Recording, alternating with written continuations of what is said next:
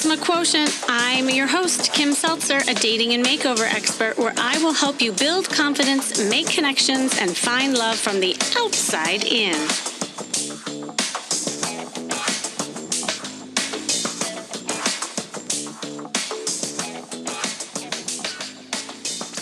As most of you know, I work a little differently than most, where I work from the outside in rather than the inside out. I know that raises a lot of eyebrows when I say that, but here's the truth. The truth is how you market yourself is crucial in who you attract, which in turn is connected to how you feel.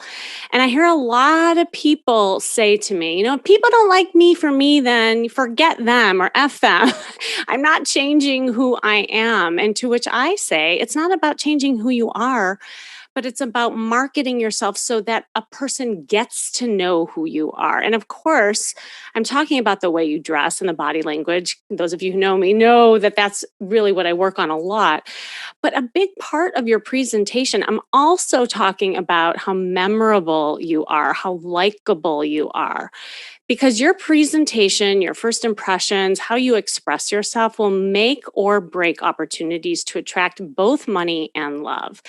So besides helping people with their style and body language, a big part of what I teach, and a lot of people don't know this, is how they express themselves through storytelling.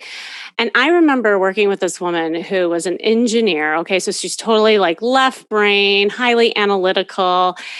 And she wanted a little help in dressing feminine and flirting because that was a total enigma to her. So dresses were impractical. She felt uncomfortable in them, and conversations were painfully boring and a big waste of time for her because at the end of the day, like she just felt it was small talk. It was boring. She just wanted to like get down to business.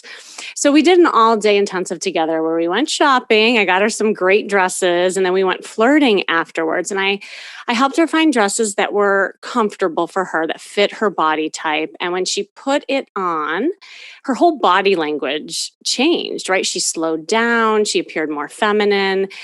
And she was more sensual and had that sexy energy. And then when it was time to talk to the men, so she had the costume on, but then when it was time to talk to men, I saw what was happening. And I saw why the small talk was so painful for her because she spent the entire time firing Q&A sessions at the men, and they were all fact-driven. And I saw the looks on the men's faces and they quickly lost interest and the conversation just died. So we did some improv storytelling techniques and helped her put her emotion and vulnerability into her conversations. And the interactions improved drastically. Like she couldn't believe how different it felt and the reactions she received. She worked on it a lot. And she actually recorded her virtual dates. So we got to like fine tune it and she got to see herself. And I'm happy to say like now she flirts with ease. Men love talking to her. But most importantly, like she really enjoys talking to them and she gets asked out repeatedly. So here's the thing. At the end of the day, people are attracted to you not based on what you know. It's not how much you know. It's how they feel when they're with you. It's your presence. So with me today is a very smart guy to help me talk about some of this stuff. He knows a thing or two about how to market yourself and attract clients in business. And to me, whether you're trying to attract more money or more love, the law of attraction, how you put yourself out there successfully works to attract both. So after running corporate events for years, he went out on his own. Over 6 years ago, his mission was to build live events and change lives. And brokenhearted and distressed, he went back to the drawing board. And I'm sure he'll share more of his story too with that. But the lesson here was that it's not about what you know how to do, but how you market it. See a theme here. And he went on to learn everything he could about marketing, filling events, and selling from stage. And so over the next several years, he was trained by some of the best in business. I'm so impressed, including Russell Brunson, Frank Kern, Dan Kennedy, just to name the few. And he is on a mission right now to help entrepreneurs, influencers, and coaches, and possibly you to find love now, grow their business by showing them how they can stop competing on price and start attracting affluent clients. Steve Werner, hello, are you there? I am. Hello. That was a great intro. That was fun. I mean, for anyone listening, she just told an amazing story. Right? How many of you were leaning in and like, I love that. Like, that's what I want. And you felt yourself in there. It was great. Yeah. Well, thank you. I'm glad you picked that up. And I always start with a story. I was speaking at a conference last week. It was my first in-person conference. It felt so good to be amongst humans. I was like so energized. And I said to the audience, I said, you might remember some of the things I'm teaching you, but you will remember my story. If nothing else, you'll remember my red dress and my story. And everyone was like nodding because really, I mean, that's why I love what you're teaching and really excited about this conversation. So anyway, Steve, like share more of your story. Enough about me. Sure. I'll give the very short version. What stuck out to me is exactly what you said. The parallel between what I teach for marketing businesses is the same parallel you teach about relationships. It's the same parable that Dale Carnegie taught in How to Win Friends and Influence People. And it goes across every asset of life. Like what you put out, it's not about like the things that you do, the microscopic details and the facts. It's about how people react to you. Do people know, like, and trust you? If they know, like, and trust you, they'll want to date you. They'll want to do business with you. They'll want to be around you. And that's really not like 99% of anything is, do I know, like, and trust this person? We always ask that when we meet somebody, right? At a cocktail party or at a networking event or at a live event, what's the first thing you ask yourself? Do I like this person? Do they get me? Is this somebody that I want to be around? And if you answer yes to those, then the conversation can continue. If you answer no to that within the first 5 seconds, you might nod your head and give a friendly smile, and then you're going to walk away. So to answer your question, I guess my backstory, I really wanted to hold live events. I went to a Tony Robbins event and I was like, yes, that is going to be me. I had a background in being in front of people. At the time, I managed a fine dining restaurant. I was the maitre d'. So it was all about building relationships with, at the time, very high net worth individuals and building a dining experience for them. We did a lot of repeat business. Our average customer spend for somebody who came into the restaurant was around $600 per dinner. So it was a pretty high-end experience. Before that, I had worked at one of the top 5 restaurants in the world. But I decided I wanted to hold live events. So I moved to Las Vegas. I rented a huge space. I spent a whole bunch of money and nobody bought. I sold 2 tickets to a 1,500 person event. I had the speakers lined up. All of it was ready to go. And this was like my hopes and dreams, right? I had liquidated my 401k. I'd spent a lot of my savings, but it didn't work. And I was left scratching my head, and it was a really, really interesting crux in like my history, because I had like the choice. I had a headhunting offer on the table. I had several headhunters that were contacting me with 6-figure offers to go back into the restaurant industry, because I was very good at that part of it. I was good at connecting to people. I was good at telling stories. I was good at making people feel amazing coming in, spend money. But I knew that this is what I wanted to do. And I think universally across everyone, like there are those moments when like the universe tests you, like, is this really what you want to do? And you have to make a decision and like put your foot down and say, yes, I am doing X. And that's what I had to do. I had to move into a friend's utility room. It wasn't even a bedroom. It was an 8x9 room that the bed barely fit in. I had to go back to the drawing board. The short version was that I learned that marketing is really about telling stories. It's about connecting with people. What I had started with, and the reason that event failed, is because I listed all these facts on the website and in the marketing, but nobody buys facts. They buy the story. Is this going to get me what I want? People are interested in what is in it for them always. Even in a relationship, they are 100%. What's in this for me, right? What am I going to get out of this? If I make myself vulnerable, if I put myself into this relationship and I give into it, what am I going to get out of it? Am I going to get the love? Am I going to get the security? Am I going to get the feelings that I ultimately want out of it? I've done a lot of work in NLP and personal development, so I can talk to some to that. But that's what I had to learn in marketing. Over the next, so that was 2014. Over the next 7 years, I held more than 60 events, 40 for myself, 20 for clients. I worked as a marketing consultant. But the main thing that I teach people behind all the event stuff is you have to tell stories on stage. Telling stories from stage, telling stories in person through emails gets people to connect with you. And that's kind of the core. We can talk about flirting and some relationship stuff, but that's if you tell great stories, people will come to you. And I want to give you a chance to talk, but you said something in the intro that really, really triggered me. The engineer woman that you were talking about was interested in facts, right? And you said like people say, well, if they don't like me for me, then fuck them. Sorry. Oh, Like, no, you're good. Okay, like screw them. Better you than me saying that. Like, yeah. I remember hearing that, and like I remember thinking that in high school and some in college, and I guess probably some in my adult life.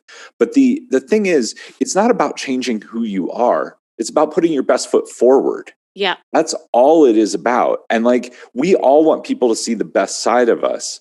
The reason that comes up is like, we all want to feel special. We all want to feel like we're unique. That starts inside of you.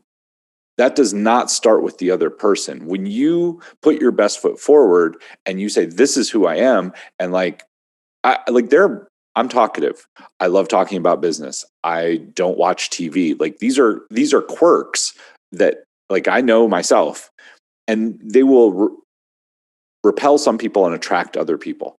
That's fine. But putting the best version of myself forward is really what it's about. And the engineer lady that you were speaking to, she had great stuff inside of her. She just doesn't like small talk. She just wants to feel valuable. And she's also defaulting to, what does an engineer do all day? Is this going to work? They're 100%. constantly problem solving. So her mental paradigm was, I'm going to problem solve and I'm going to ask these guys a bunch of questions. And dudes are like the first time somebody asked me a bunch of questions, I'm like, does she just want me to fix everything? Like, this isn't fun. This is not relaxing. Yeah, the guy's eyes were literally like rolling back behind their head. Like they had no clue what she was talking about. But, to your point, and this is so true, is that people default back to what they know. I mean, that's what confidence is, right? Like we all have the default button back to what we know. And confidence to me is experience, right? So her experience was, like being analytical served her in business. So she's like, all right, well, I'll do that over here in the love. And it just wasn't working. And so I was also trying to help her see how these skills that I taught her, with the flirting and the storytelling and being feminine and using that as her power could really even serve her in business and friendships and in all aspects of life. So it's not just one area, because she was compartmentalizing it all too, which I think is interesting. And I know that you speak to that as well, because I was wondering, like for you, when you teach people, like what are some of the fundamental kind of rules, or like where can someone get started to really like market themselves well? Sure. Kim, that's a great question. So, I mean, what do you like? Think about what you like. And then think about a story that accentuates it. Because if you tell somebody something, one, they feel like they're being told something. So what's the first thing I do if I tell you, I don't know, like the marketing story that I use is, if somebody tells you, you should eat more red meat or you should eat more protein, our mind immediately wants to say, I'm special. That may or may not be true for me. I'm trying to pick apart an argument. So in a relationship thing, if I say, I like to talk a lot, which I said earlier, right? People are like, ooh, I don't know if I like that. But if instead I lead with a story about that, that gets people to realize whether or not they're interested in it. So if I tell a story about, when I go to a cocktail party, I always love to entertain people, and I love to tell people great stories that have them leaning on the edge of their seats and get the drama involved, get them sweating a little bit, and then get them to laugh at the end. People are like, oh, I Yes. like that guy, right? Yes. It's a Yes. completely different thing. So if she, going back to your woman, if she, I think one of the reasons that we lead with what we're confident in as well is because we want people to realize our genius. So she was Oh, probably so true. Yeah. going with, look, I'm super analytical, I'm super fact driven, I'm very good at my job. And all the dudes were saying was like, this isn't fun. Like, I just want to have a cocktail and like hang Eh, out. totally. So if Yeah. she would instead lead with a story about like, I'll talk about work on dates. Some people won't. But if she wants to talk about that, she needs to instead tell a story about how she solved a great problem and did something awesome at work and how like that changed something. That's entertaining, right? Like, you can tell a movie story, take your favorite movie, whatever it is. You can tell it in a dry, boring way, or you can add in a lot of interesting tidbits and have some drama. So pick what you like to answer your question Pick what you like. succinctly and give it like a bullet point framework you can follow. Pick what you like and pick a story that highlights that thing, whatever that is. And start with that. Like, start with a story and include the other person. This is the other key thing with storytelling. If you notice, Mhm. like that, we just went back through a bunch of stories. I ask, hey, does that make sense to you? Like, have you ever been in that? Like, have you seen something like that happen? Include the other person. Don't Love that. Yep. just make it one-sided. Those would Yeah. be two Yeah. really easy things. Those are awesome. Those are really, really good. I do an improv game with people. I have an improv background. I don't know if you know that, but that's at least a prescription that I give all my clients. You have to take an improv class and you have to take salsa dancing. Like, it's just like, it's a prerequisite. Oh So, gosh.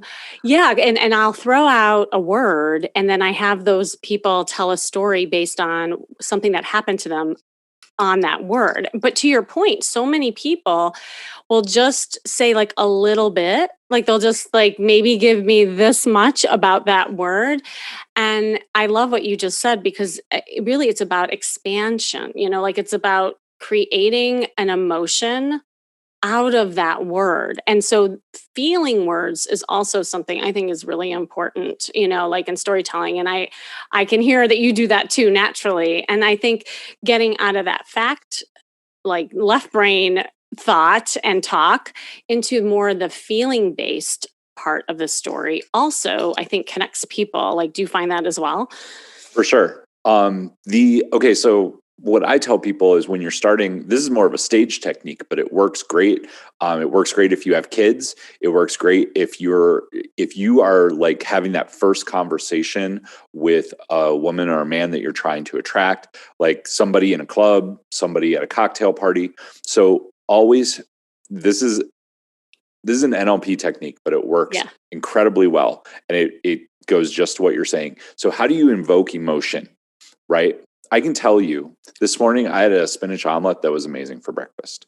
Or I can tell you I made an omelet with sauteed garlic spinach that was super hot in the oil. I put it in, I melted cheddar cheese over it. And when I cut it, it got all stringy. I could smell it from across the room and I couldn't help but eat it. I also had some hash browns with that were sizzling. I'm adding in descriptive words, Yes. and authors do this. When you start describing something, if you like a spinach omelet with cheddar cheese, your mouth is probably watering a little bit right now. When I How did you describe, know? when you You can see me describe, drooling. when you describe something in detail and use sensory words, right? Touch, taste, Yes. sound, hearing, smell. When you use those descriptors, the person that you're talking to's brain will instantly start to pay attention to you. So this is great if you have kids and you're listening to this. I don't have kids. But I've done this. Well, I learned this in restaurants when kids were misbehaving and maybe they weren't misbehaving, maybe they weren't crying, maybe they were. If I grab their attention by describing something, and it could be asking them. So I worked at Vail, so I worked on the mountain, right? I would ask them, "Hey, did you guys go down the tree run today with the big fluffy snow and that pine tree over there that's drooping over? Did you enjoy the bright sunshine?" Just by saying those words, they would imagine it. And when they imagine it, they could no longer be in the other state, which was running around, crying, whatever it was. The same thing goes when you're somewhere talking to somebody. If you start with a description, and the thing is, you can't be like, "Hey, how are you doing?" and then go into it. Just start describing it. Yes. Yes. They will immediately pay attention to you. And now you have, so like, they're not going to pay attention to you forever. Now you have 10 to 15 seconds to move the conversation where you want it to go. So you can start. So if I'm using that egg story, I've used that a few times, right? If I'm talking about the omelet that I made, I can then go, "Do you like going out for breakfast? Because I love going out for brunch. I'd love to cook you some breakfast There maybe you sometime, but we go. could go out for brunch first. Maybe that's a better first step."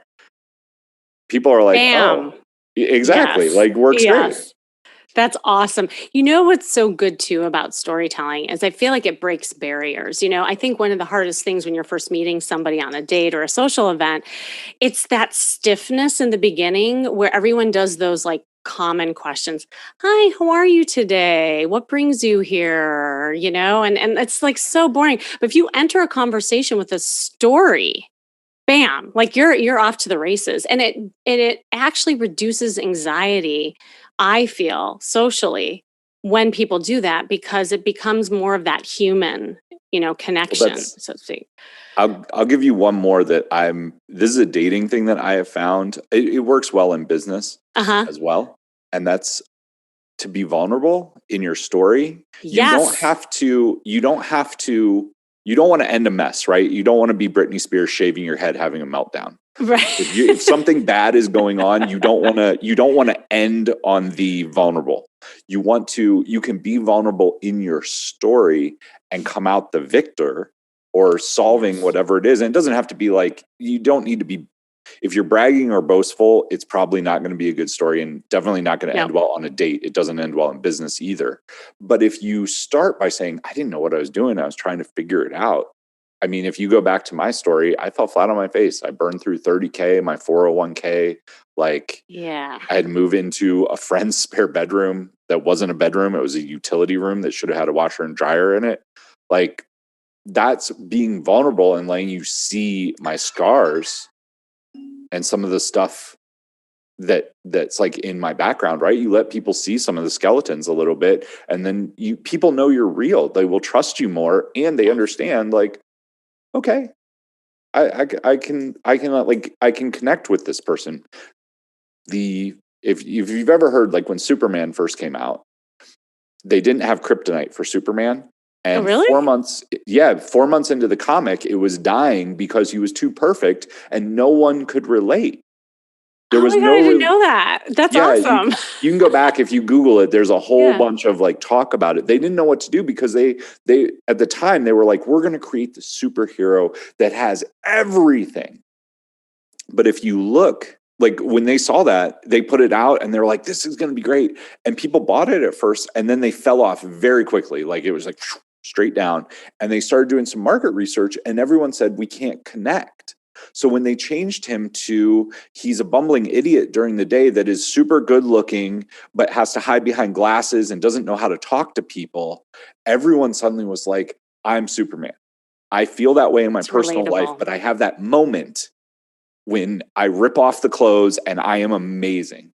And everyone can connect. That is super awesome. I didn't know that about Superman. That's a fun tidbit. Well, it's like the hero's journey, right? Joseph Campbell's Same. book. Yeah. Like it's all the, kind of like we connect with that authentic story because then we don't feel like we're the only ones that have had bad things Yep. happen to us. But I want to talk about the vulnerability piece. And that's why I love you and the connection because it's like we speak the same language. I literally was going to talk about the vulnerability piece. And what I hear a lot of my clients say is they don't understand what vulnerability means. Like a lot of times they interpret it as TMI. Like, oh, I don't want to go on a date and just like feel like, oh, I'm just barfing all this stuff about me. And it's not about that. And I think your example was so brilliant. And I was talking to a client the other day and she had an embarrassing story. And I think embarrassing stories actually work really, really well because that's adorable. Like we've all been there, done that. And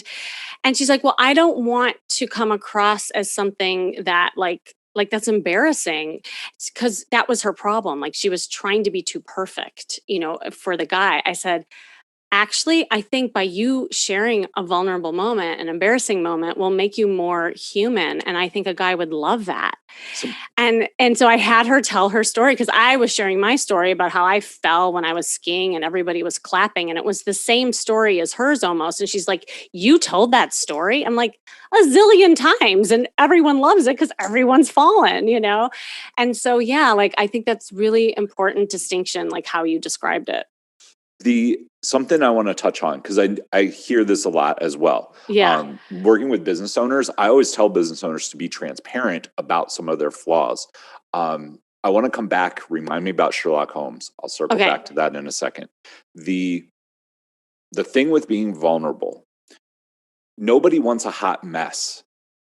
If you're going to be vulnerable, when you told the Yes. skiing story, right? You fell, everybody's clapping, but you know what? I went up and I got on with my day and I laughed at myself. I went down and had a great cocktail. That shows confidence, Yes. not being a hot mess. If you would have Yes. said, I fell down and oh my goodness, and waterworks start, the dude's going to be like, nope, you can't handle yourself. Like Right. you're That's a not good distinction. Yes. Yes. there. Nobody wants like, I since we're talking about dating, I've gone on a lot of first dates. I went on a blind date salsa dancing. We can talk about that later. Oh my God. Did you go to improv after? Like what? No improv. We did do an improv class, but that's the I like one of these dates I went on, I'm trying to remember. I had a girl tell me all about like her ex and how it was a mess Oh, and like a meltdown. no. Right. Like that's not inspiring Buzzkill. confidence, and that is TMI. Yes, it But is. telling something that makes you vulnerable is, you know, it's something that anyone can understand. And what you need to show, the difference between the Britney Spears meltdown and the success, like I was vulnerable, but I came out of it okay. I figured it out. You have to have figured it out and handled it in a way. It doesn't have to make you look like a rock star. You didn't get up from your skiing accident and suddenly go down like a double black diamond and, tear it up and get to the bottom and be an Olympic gold medalist. But I did. No, just I was like, wow, maybe. Wouldn't that be something? No, I'm just kidding. But you got up and you were like, whatever, and you went on with your life and you're a whole person. That's what people Yes. want to see. Like, that's the normal thing, right? Everybody struggles with stuff. We are all human, and anyone who, if you're around somebody that seems too perfect, one of two things is going to happen. Either you're going to call bullshit and you're going to be like, that person's not real, which means you don't want to spend time with them, or you're going to see yourself as less than that person. So this happens sometimes in business, but I think definitely in relationships where you're dating that person that never lets their guard down, and you're never going to be no one will be able to have an emotional connection to you. And if you don't have the emotional connection, your relationship is going to have no legs. You're going to go on 2 or 3 dates. They're going to be like, that person was amazing. I'm trying to think if like, Now, you know how it comes out? They come back and they say, I just didn't feel the chemistry. yep, That's how it gets. And people can't put their finger on it, but it's this very thing that we're talking about. I love this conversation because it's so crucial and important and often missed. Like people don't understand what this all kind of feels like and looks like. And yeah, that is the missing piece for a lot of people. so guys, I mean, I'm sure you've heard this. Guys have a really hard time with the idea of chemistry because we're pretty fact based and logical, and we're Yeah. like, it's different for women for sure. But I will tell you, like guys would say, I want the perfect woman, whatever that is, right? Like they have that idea, but if they don't connect with you, and if they don't feel Mhm. like, if they either feel like you're a hot mess and super Yep. drama, they're going to run away, or if they feel like there is just no connection, like every guy says like sex is the main driver, right? So they're like, I want great sex. But Mhm. outside of sex, if there's nothing in the relationship, it's not going to have legs either. What guys are looking for is support and somebody who gets them. Because at the end of the day, guys put up a level that's like, this is like, I'm driven, I'm doing X, right? Like whether it's their job or their hobbies, like guys are one track mind. Like I'm doing this, then I'm doing this. We have boxes in our head. And we need somebody that we feel understands that. That's our version of like vulnerability, right? Like we need somebody who gets that stuff. And if they get that, then we're going to feel, quote, chemistry. Women are a Yeah. little bit different. And that there's nothing wrong with that. I mean, men are from Mars, women are from Venus, whatever Yeah, I just had books you've John read. Gray on. Yeah, I Okay, know. Yeah. cool. But guys don't want somebody that is just one dimensional. They want to know that there's stuff there, but they also want to know that if you are going to be if you're going to be vulnerable, that they can either support you in it or that you can be confident to overcome it. Oh, thank you for sharing that. I think hearing it from the horse's mouth is so powerful. Like, like I can tell the ladies, you listening, lady, and you know who you are. When you just said that, I mean, I hope it's landing with everyone because I think also as women, we get so caught up in, so we're just the opposite of simplicity. We're so complex, right? Like Yeah. and we have a zillion stories in our head. Like we already, when we meet you, we have already forecasted the Cinderella story. Just want you to know. Like we have the ending of the book. And I keep telling my ladies, I said, no, we're just at the beginning of the story, just say hi. He just wants to feel like he likes you, like, and Ye- that is where the storytelling and just having fun and being playful comes in. It's so important. I mean, being playful is the number one thing that you can do to make the guy have fun. Guys don't. So this is a really interesting. Do you know who Dr. Glover is? Of course, I had him on the podcast. Yeah, Okay, so yeah, Dr. Glover is amazing. he's great. I've talked to him a couple times. Me too. Yeah. He's okay. So he had this theory that he laid out for me, and it is 100% true. If I'm restating something from an older podcast, you can stop me. But he has this idea, and it's women need drama and activity. Now, there's Mhm. positive drama, which is I have a lot going on and I'm moving all over the place and I'm doing things, or they can create some negative drama as well. They just need that. Guys, on the other hand, want it to be drama free. We want to be going straight at Yes. whatever, and we want as little drama as possible. Now, where we meet in the middle is fun, playful interaction, right? Guys, when you're meeting a guy on a date, the last thing he wants to hear is like, because we're so straight and driven, if you dump, like, I know there's a lot going on. I grew up with three sisters. There's a lot going on in your heads. If you just start dumping, like the guy is going to get overwhelmed because he doesn't have enough boxes to put all the shit in and like compartmentalize it and like see a straight way through it. The other thing that he's going to try to do is solve your problems. I Yes. know like women just want to be heard. Guys want to fix things. We're a hammer, like we fix. So like you need to come into it with like understanding that a little bit. No matter what you do to a guy, if you take away his ability to fix something sometime, you're going to demasculate him and you're going to lose any attraction for him. If you dump too much on him, he's going to shut down because he can't handle all of it. So that's from a guy's perspective, like that's what happens if you see the guy's eyes glaze over. Yeah, wait, ladies, what he just said, like this is what is more accurate than what you think is dumbing down. So women hear this sometimes and they think, "Oh, well, a guy just wants me to be dumb or dumbed down." And No, it's not about that. It's about like what you're just saying. It's just more about simplicity and, not dumping as you said. And I love that. I mean, women want like you guys thrive on when women in their feminine energy thrive on having a lot of stuff going on and like a lot of interactions and like thinking about one girl I dated. I remember she got a text message from somebody, right? And it was like they were trying to plan a bike ride. and the girl wouldn't give her like, are we going at 8? Are we going at 8:30? She's not answering me. What do you think I should write in this text message? And I was like, well, instead of just saying, a guy would just be like, we're going at 8.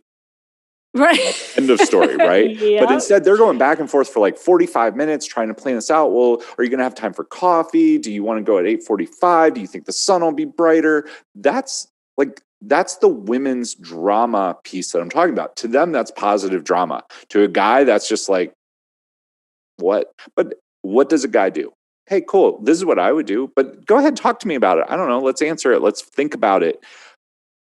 You guys have like 80 of those things going on at once. Yes. To a guy, we would never do that. Like, we would be like, nope, I'm just not going. I'm not like that. That is off. Like, that's not what I want to do. I want to go like do X, right?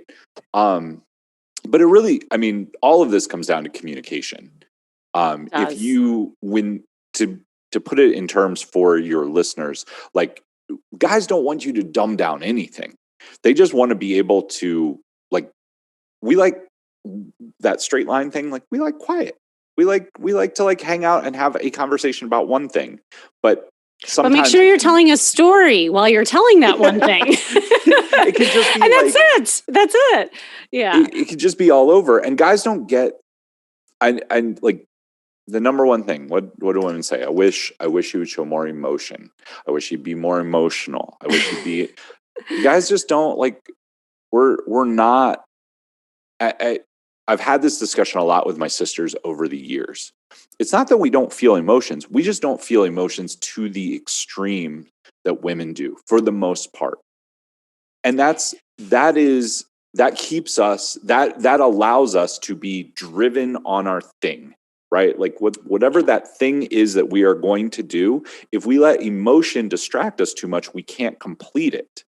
So it becomes it's just from birth, that is what it is. Can we be a little bit more in touch? Sure. But it would take away from our masculinity. What is attractive about a masculine guy, right? He's solid. He has a very firm, like, framework. This is what he is doing. And that's what's attractive, right? It's opposites attract. Right. Yes, there's something in the middle that works. I hope I'm not being too far out there. I think you're understanding what I'm saying. I totally get. I mean, we just need to have you back, and we'll do part two. But I think, but come full circle. That's why I love storytelling so much, because of what you're saying, in that a guy can still feel emotions through the senses of a story, and that's going to get translated as feelings, as chemistry, and that works both ways. It works for men, it works for women. Well, speaking about all over the place, I wanted to bring you back to Sherlock Holmes. I didn't forget. Got it. Okay, so this is the difference to Superman. So Sherlock Holmes was created. They gave him the archetype. They followed the hero with 1,000 faces, right? Like, it's that same archetype. But if you look at Sherlock Holmes, he had a fatal flaw. And his fatal flaw, if you don't know, he was addicted to opium. Oh, I didn't know that. What? Yeah. I'm learning so much, from kryptonite to opium. What? So I'm going to blow your mind a little bit. Did you ever watch the show House? No, I didn't. Okay. I'm not a big TV watcher, but I know this is a marketing lesson. For those of you out there who have ever watched the show House was directly built in 2 hours. They looked at Sherlock Holmes, took his archetype, and said, how can we apply this to modern day television? And they built a show called House from Holmes. They gave him incredible detective skills that always blew somebody's mind. He was kind of an asshole, very similar to Sherlock Holmes. Mm-hmm. And they gave him a fatal flaw in that he was addicted to heroin. Same thing, but it makes the character interesting. Yeah. I'm going to throw one more thing out there. This comes from guys dating stuff, but how many of you have been attracted to a guy and you know that it's not the right relationship, but you still can't help yourself. You either want to fix him or help him. You can't figure it out, but there's something there. And usually it has to do with some kind of fatal flaw.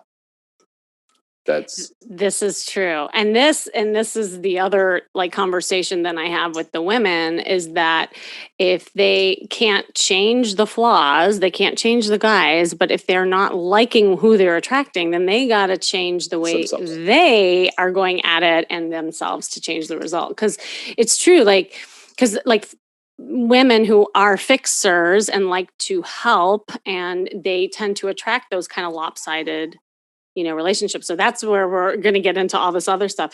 But Steve, I could go on and on with you. I just realized, oh my God, we're still talking. See, this was a good date. Where can people find you? And do you have any like last, words of wisdom as we part? Sure. People can connect with me if you go to Steve, STEVE.cash, CASH. That will forward you to my website. You can learn a little bit more about me there. You can connect with me on social media. I am only on Facebook. Stephen Philip Werner, that will get to me. I'm trying to think. There was one other piece that I wanted to bring up. It had something to do with a date. I can't remember what it was, but this is a really, really fun conversation. Tell stories, be involved, be vulnerable. I think all of those things will serve you incredibly well. And you'll have more fun on your dates. I mean, make it fun. If it's not fun, like you're not, if it's not fun, you're not going to enjoy it. You're probably not going to attract the right person. It really does start inside of you. Like, it is not ever the other person. It is always, always you. Like, whatever you're attracting is what you're putting out into the universe. I'll leave it there, but we could have another conversation. Yeah, no, well said. And that really is why storytelling can be such a tool to empower yourself and to not be reactive and go at dating in a reactive way, but a proactive way. Because when you show up like that, it's amazing the energy that will get created with the person that you meet. And I always tell people, like, whatever happened, just date yourself. Like, show up and have fun yourself. Like, even if the person's a bore, like, at least you'll have fun with yourself. So it's all about you. So Steve, thank you so, so much for coming on and sharing your wisdom, and maybe we'll have you back on. Hey, no problem. I would love to come back on it would be super fun. Great. Thank you so much. Thank you. So thanks for joining me today. This has been the Charisma Quotient. I'm your host, of course, Kimmy Seltzer. And remember, you can build confidence, make connections, and find love from the outside in. And if you want to know more, make sure you go to my site, kimmyseltzer.com. And when listening to this, you realize that you are having some anxiety around being social and getting back out there. I have 2 opportunities for you. First, hop on a free call with me personally by clicking the link you see in the show notes to book it. Second, and this is something new, I am releasing a free video series called Awaken Your Feminine Energy. And this is to energize your sexy confidence. All you have to do is sign up by clicking the link you see in the show notes, and you'll start receiving my videos and actionable tips and exercises around topics like body language, conversation techniques, flirting, and a lot more. So all you have to do is click, sign up, and remember, working on you is working on your dating life. That's all for now.